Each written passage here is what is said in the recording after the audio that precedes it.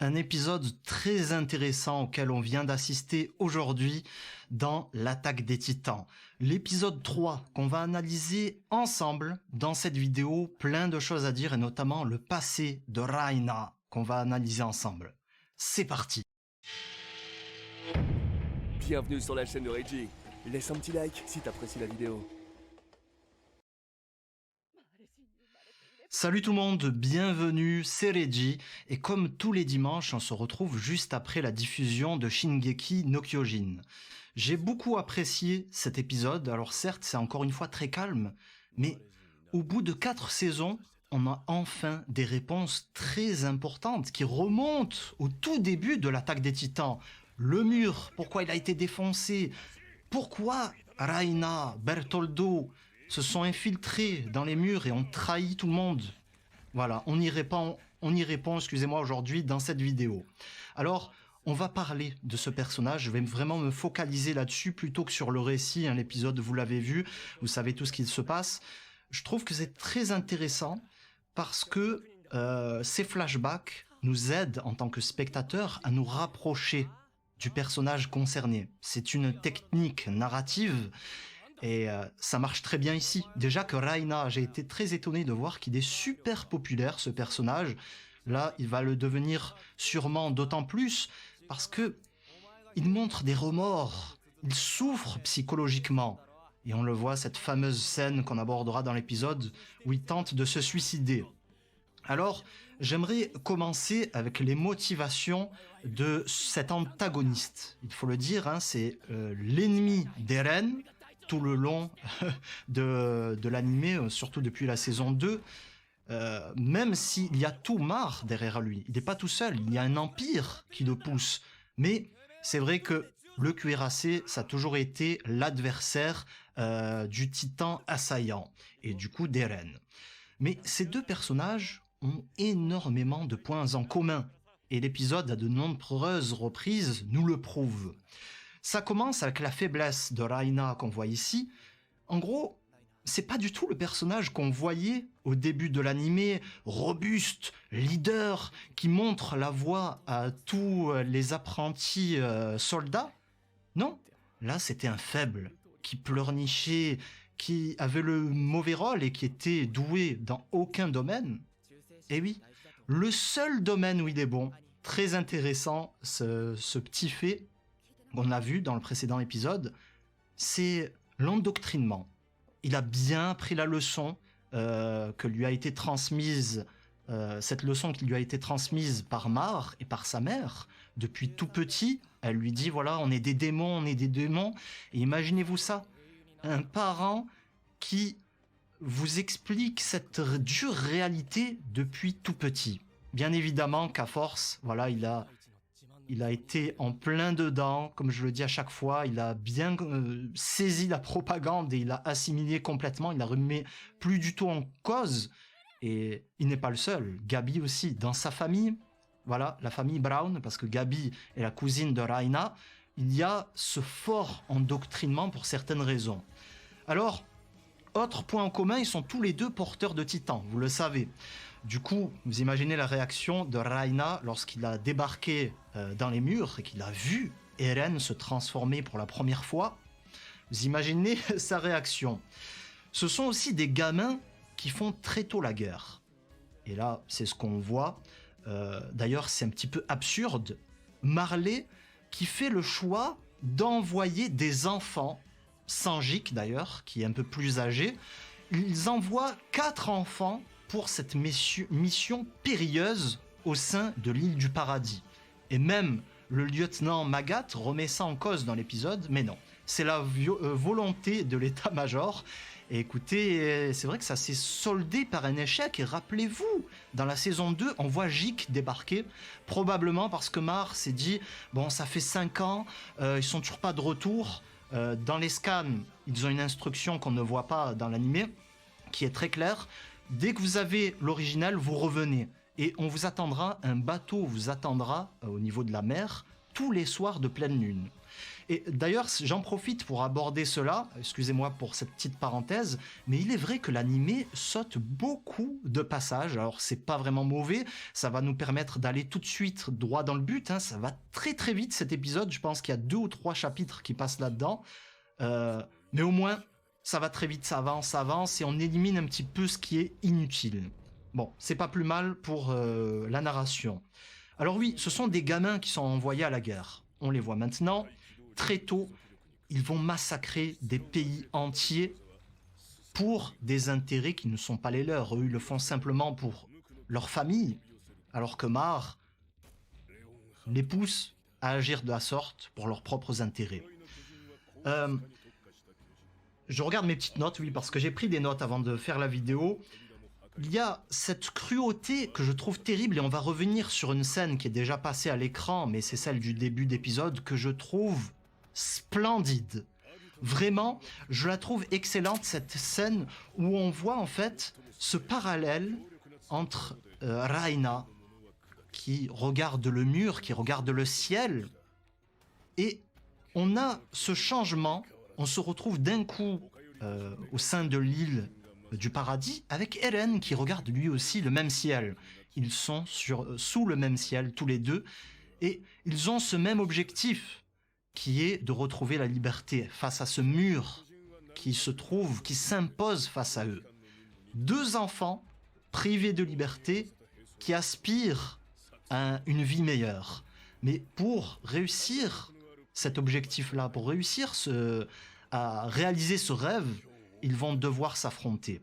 Voilà. C'est une image que je trouve très puissante parce que déjà, ça nous prouve que ces 2 gamins sont pareils. Alors oui, Raina, on pouvait le détester au début. Voilà, il a causé tant de massacres, c'est un monstre. Mais dans les faits, dans son histoire, il est très semblable à Eren, ce que je m'efforce de vous expliquer depuis le début de l'épisode. Et la cruauté de cette situation, c'est que Mar pousse et crée cet affrontement, va pousser des innocents à causer des carnages, à s'affronter les uns les autres pour leurs propres intérêts, agrandir les terres de Marley, agrandir leurs richesses et prospérer en tant qu'empire. La transformation de Raina est très étonnante. Au début, c'est le faiblard. Là, vous le voyez, il montre déjà un autre visage. Il a réussi à avoir le cuirassé pour certaines raisons, parce que notamment Marcel a appuyé pour protéger son petit frère, Porco. Donc c'est une imposture, on le voit plus tard dans l'épisode, lorsque Marcel se fait bouffer, c'est là qu'intervient la vraie transformation de Raina. Mais on va parler de ce passage, tiens. Le père de Raina, les relations éphémères, comme on va les appeler. On en parle beaucoup de ce sujet sur ma chaîne, hein, dans notre playlist sur les sujets de couple. C'est vrai que ça m'intéresse parce que souvent, de nos jours, les gens se mettent ensemble en couple de façon éphémère, juste pour profiter, des fois pour une seule nuit. On le voit dans cet animé, on voit les conséquences. On a trop tendance à oublier les conséquences de nos actes. L'homme, la femme voient juste un moment de plaisir. Un moment de plaisir éphémère, et puis c'est tout. Mais des fois, il y a des enfants qui sont issus de ces instants-là, et c'est notamment le cas de ce personnage qui en souffre toute sa vie, qui a ce rêve, lui, au-delà de la liberté, c'est de retrouver sa famille. Mais il ne le peut pas, parce que son père ne veut pas de lui. Il y a cette idéologie raciste contre les Eldiens, et bien évidemment, son père, en tant que Mar, risque la mort si il se rapproche de sa famille. Alors maintenant, ils sont Mar d'honneur. Ils ont eu la citoyenneté Mar, parce que Raina a obtenu le titan. Mais malgré tout, son géniteur a toujours ce dégoût. Il considère son fils comme une infâme erreur. Et c'est le cas aussi dans la vraie vie. Il y a beaucoup d'hommes qui se comportent comme ça, qui ne respectent pas, ne respectent pas leurs engagements. Voilà. Ils profitent et puis c'est tout. Et le reste, ça ne regarde pas. Et je le déplore vraiment. On va revenir justement à la transformation de Raina. On le voit, lorsque Marcel se fait bouffer, il est obligé de prendre ce rôle de leader. Ce rôle qu'on lui connaissait bien au début de l'animé, ben c'est là qu'il a entrepris cette métamorphose. Voilà, on est obligé d'aller de l'avant. Si on retourne maintenant à Marley, on va se faire massacrer, c'est sûr. Ils vont nous reprendre les titans, donc ils vont mourir, ces enfants. Leur famille, allez savoir, mais en tout cas, ça sera terminé pour eux. Et il n'a pas le choix, pourtant on le voit, il est vraiment lâche à ce moment, le Raina, puisque Marcel se fait bouffer sous ses yeux, mais ça reste des enfants. Ils n'ont pas cette psychologie d'adulte pour réagir face au danger, face à la peur. Non, ils sont encore trop jeunes. Et Raina part en courant. Et dans les scans, il y avait quelque chose que je trouvais judicieux. Le chapitre se terminait et Raina disait dans la narration, dans son esprit, « Je veux devenir un héros ». Et à ce moment-là, on le voyait partir en courant. Donc c'est un petit peu le paradoxe. Lorsqu'il quitte, on le voit dans l'animé, lorsqu'il quitte son chez-lui, il dit qu'il veut devenir un héros. Voilà le héros en question. Il doit effectuer toute cette métamorphose et il y arrive très bien. On le voit par la suite. Je tiens à parler aussi d'Annie, qui est excellent, ce personnage, parce que on voit qu'elle a toujours été elle-même.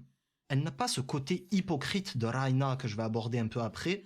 Vous allez comprendre, hein, hypocrite entre guillemets, vous allez bien comprendre, c'est pour ça qu'il est si troublé ce personnage. Mais en gros, Annie, elle a toujours eu cette lucidité en fait. Et on le voit, à ce moment-là, lorsqu'elle perd un peu son sang-froid, elle en finit par même critiquer Marley. Voilà, elle finit par commettre un blasphème, comme ils le disent, dans l'éther Mar. C'est-à-dire qu'elle les accuse de mentir. Elle le crache sous l'émotion, sous la colère. Et à un autre moment de l'épisode aussi, elle montre encore une fois sa lucidité. C'est lorsqu'elle est un petit peu plus vieille, qu'elle elle poursuit Kenny dans les rues de Paradis et qu'elle faillit à sa mission. Raina, à un moment, se rapproche d'elle et lui explique, voilà, Annie, tu fais pas assez gaffe là.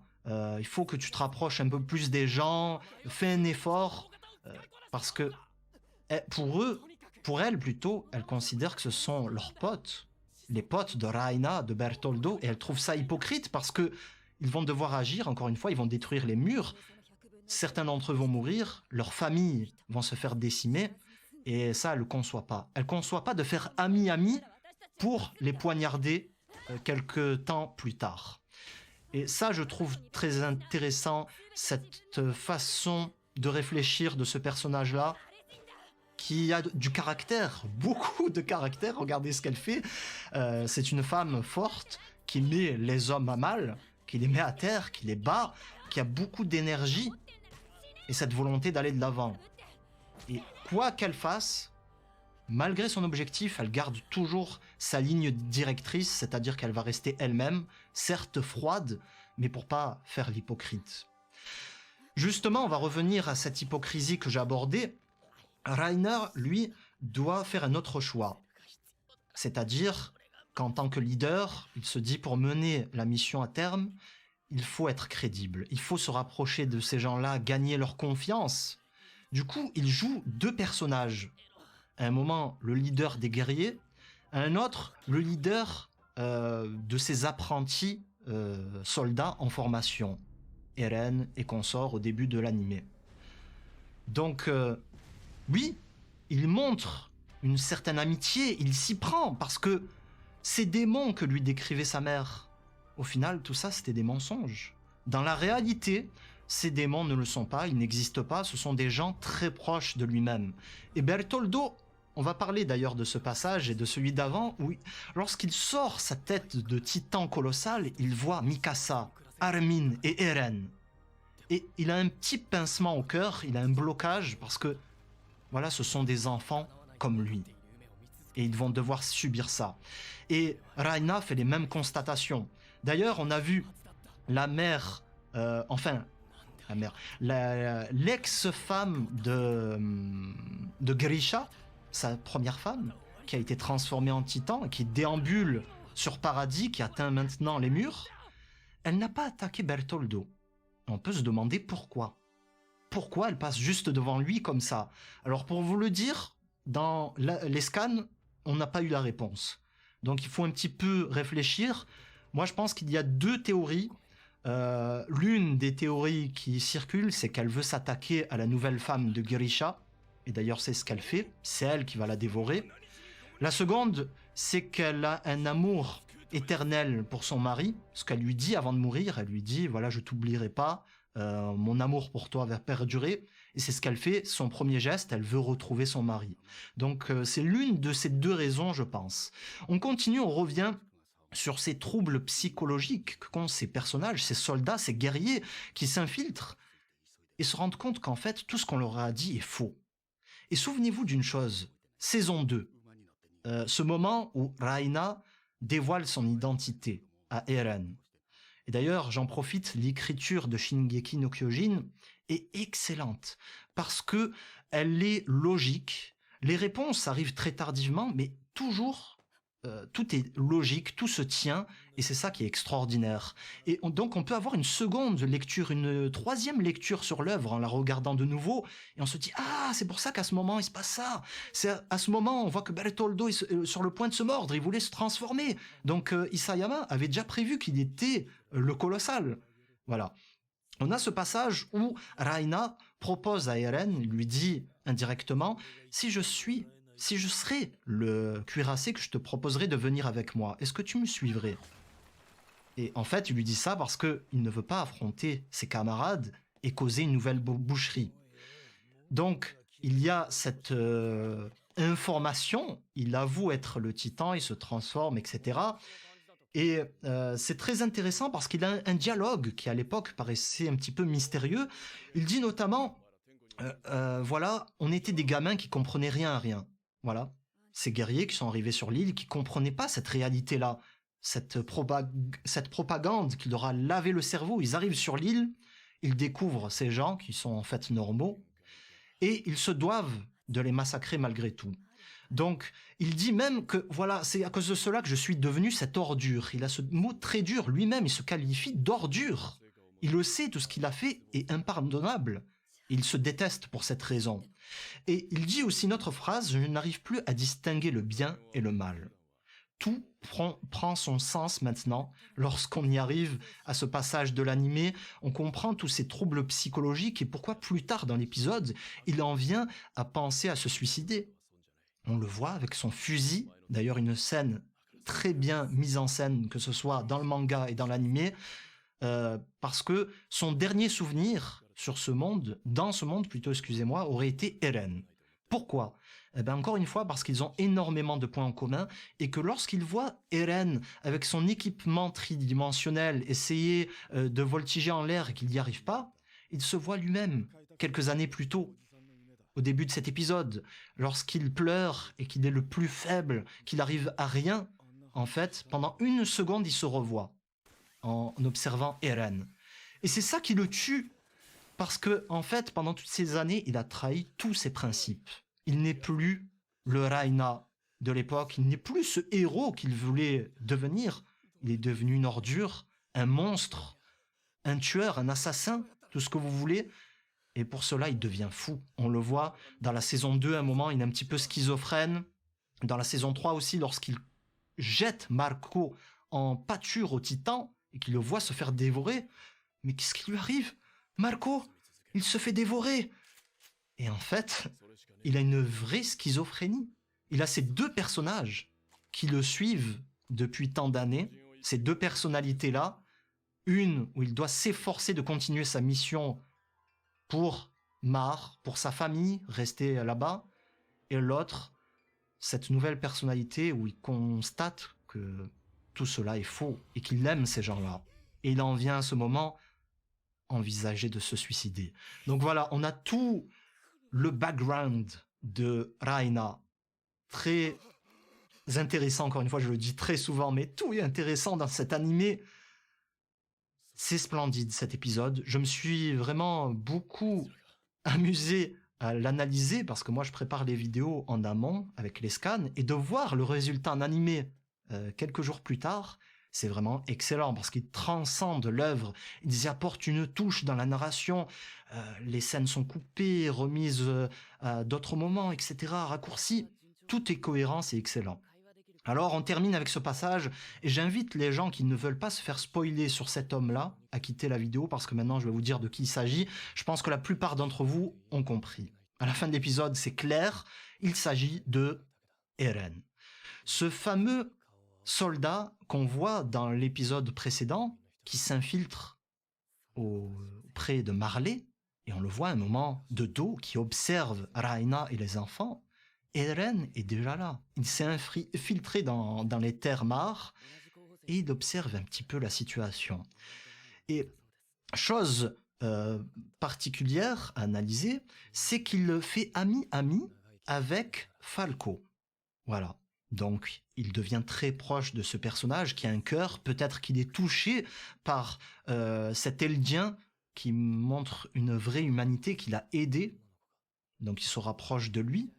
Il essaye un petit peu de lui soutirer des informations en parlant de son quotidien, etc. Encore une fois, pour se rapprocher.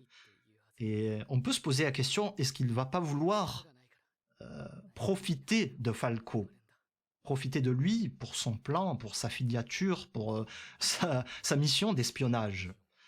Parce qu'on sait que au début, dans l'épisode 1 aussi, on voit un autre personnage. Je vais vous le dire maintenant, hein. Il s'agissait de Jean. On le voit à la fin de l'épisode 1. Maintenant, c'est Eren. Donc, le bataillon est peut-être là à observer les événements avant d'agir. Et comment on sait qu'il s'agit d'Eren? Parce qu'il parle de lui-même, en fait, dans cet instant-là. S'engouffrer dans l'horreur de la guerre. Et cet animé, ce passage de l'animé est très sombre pour nous montrer, encore une fois, l'horreur de ce fait historique qu'on a trop oublié à notre époque. On a vécu, et ça j'y reviendrai sûrement dans d'autres épisodes, mais on a vécu la Seconde Guerre mondiale, mais a priori on n'a retenu aucune leçon. Et ça me scandalise. Eren, on sait que c'est lui parce qu'il dit il faut continuer à avancer, et c'est la caractéristique du titan assaillant qu'on a vu dans la saison 3, et on voit d'ailleurs ses yeux reconnaissables entre mille, donc c'est la confirmation, et moi j'en ai des frissons maintenant. Donc on s'approche de plus en plus de la confrontation et ça va être vraiment excellent, je vous le dis, préparez-vous, moi qui sais ce qu'il va se passer, je vous le dis, ça va tout casser, ça va être une scène d'anthologie. Alors, on va se quitter là-dessus. En tout cas, vraiment, j'ai été très heureux d'analyser cet épisode une nouvelle fois avec vous. Je prends beaucoup de plaisir à faire ça. Et d'ailleurs, vous êtes de plus en plus nombreux. Donc, ça me fait très plaisir. Ça, c'est une petite nouveauté que je pourrais faire de temps en temps. Montrer un petit peu l'épisode et vous parler à côté. Donc, vraiment, ça me fait très plaisir. Et s'il vous plaît, explosez-moi ce bouton de like pour aider la chaîne à se développer, pour que nos analyses touche encore plus de monde, que plus de gens réfléchissent avec nous, je pense vraiment que ça peut être utile. Abonnez-vous pour ne pas rater le futur épisode. Et sur ce, je vous dis à très vite. Dans la semaine, je vais publier une vidéo et ça va sûrement vous intéresser à un animé très célèbre que je vais aborder avec vous, avec une scène d'anthologie. Salut tout le monde et à très vite. Merci d'avoir regardé cette vidéo. Si t'as aimé, tu peux apporter ta contribution sur Tipeee. Et sache que certains avantages exclusifs sont disponibles pour les donateurs. Enfin, tu es bienvenu pour participer à la discussion en commentaire et sur les réseaux sociaux. Le programme de la chaîne continue? Alors, à toi de cliquer.